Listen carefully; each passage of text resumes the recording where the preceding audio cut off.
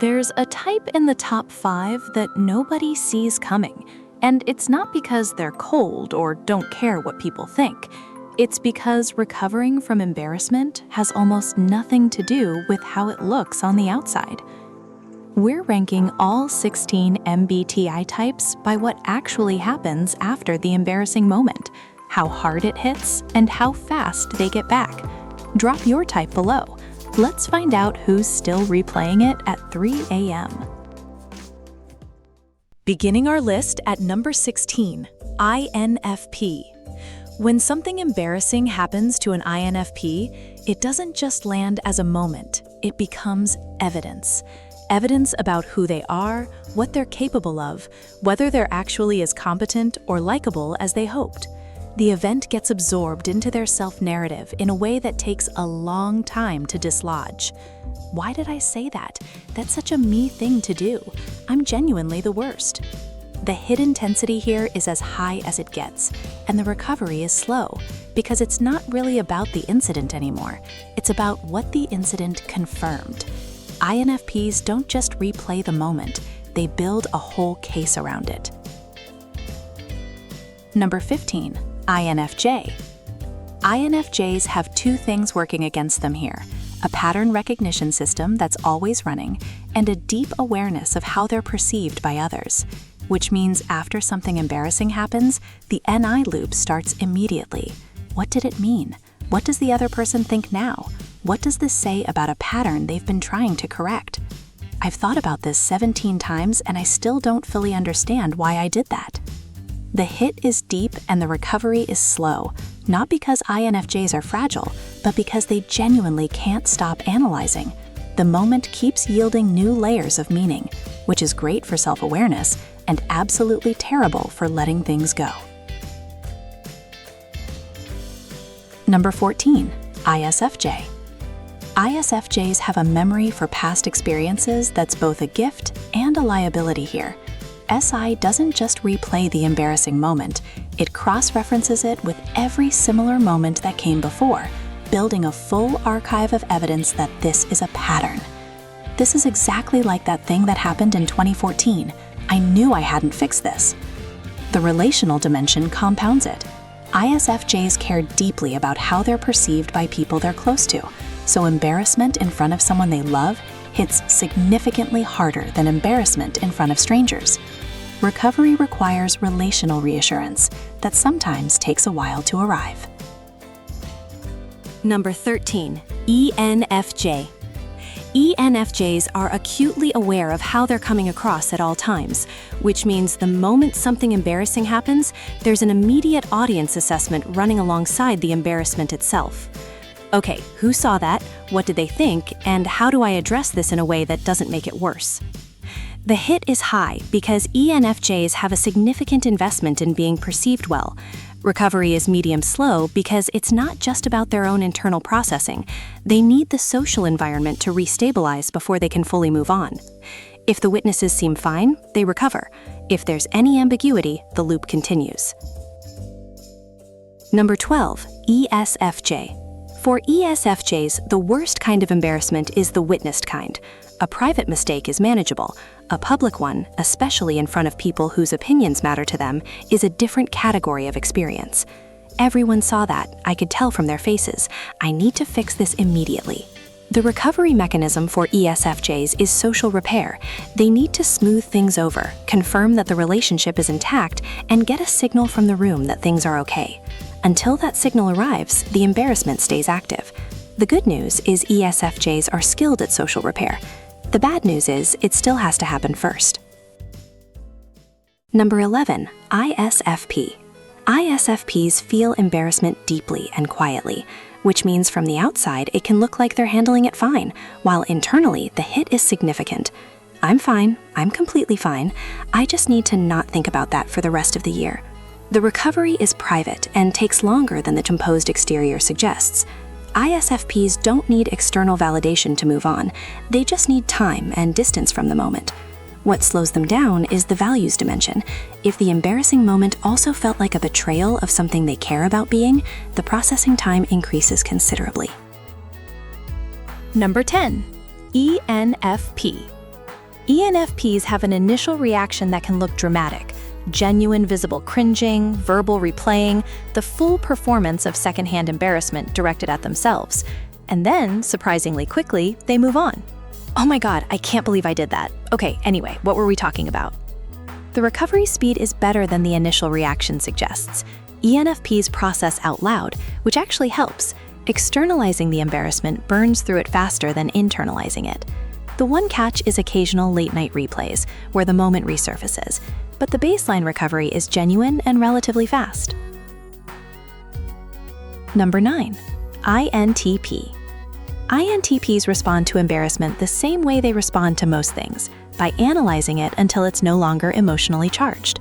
This takes a while, but it works.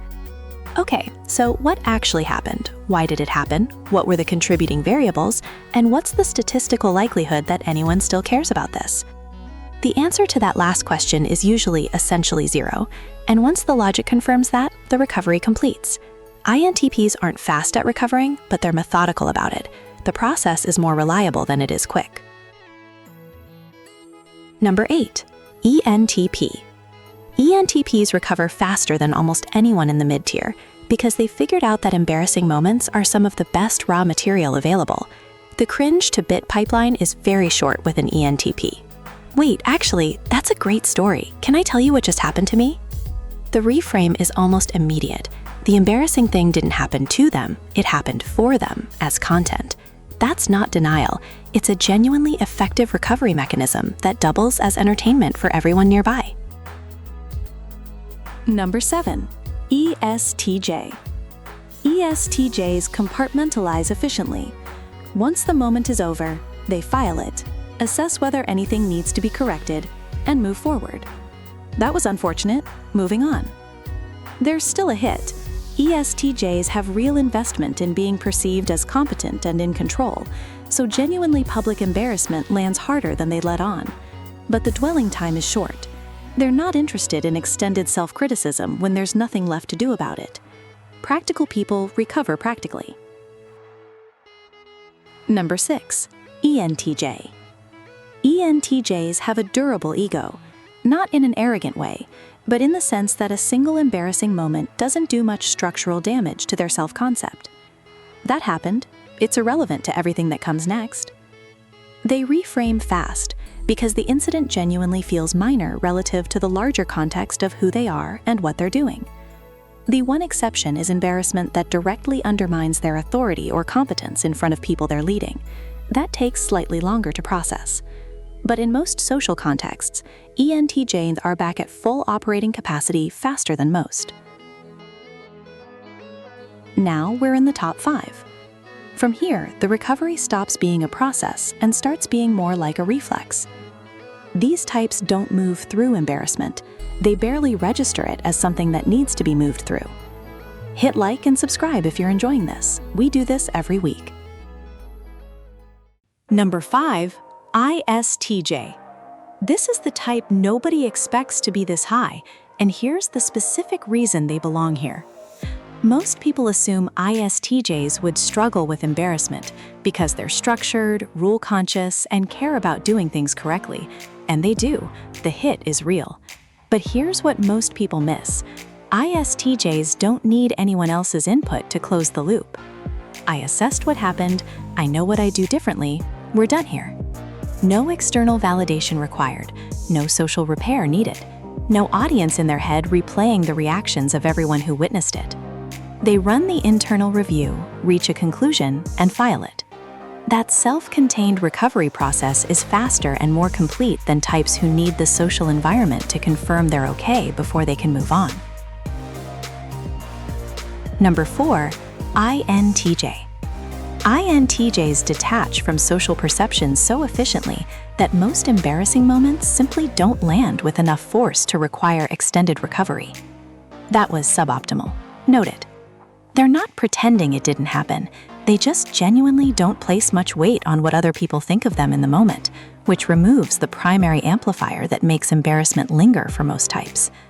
The one vulnerability is embarrassment that touches their intellectual competence or reveals a gap in their preparation. That version takes longer. Everything else is processed and filed in under a minute. Number 3, ISTP. ISTPs don't have an audience in their head.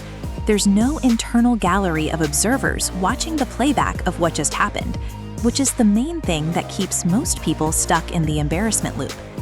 That was weird. Anyway, recovery is almost instant because there's genuinely nothing to recover from in the way most types experience it. The moment happened, it's over. The next moment is here. ISTPs don't carry it forward because carrying things forward requires a level of social investment they don't really have. Not a coping mechanism, just how they're wired. Number 2, ESTP. ESTPs don't just recover from embarrassment, they monetize it in real time. Before most people have finished cringing on their behalf, an ESTP has already reframed the moment, found the angle, and started performing it back to the room. Did everyone see that? Because that was genuinely impressive levels of disaster. Let me do it again. The recovery isn't just fast, it's active.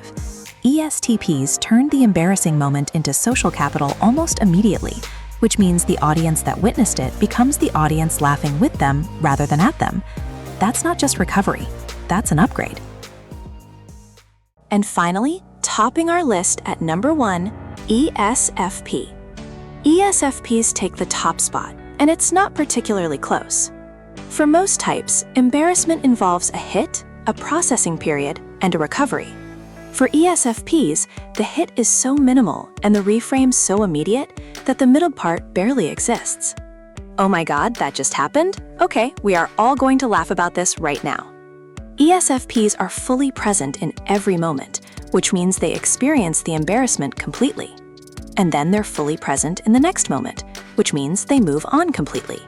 There's no lingering, no late-night replay, no internal audience keeping the moment alive.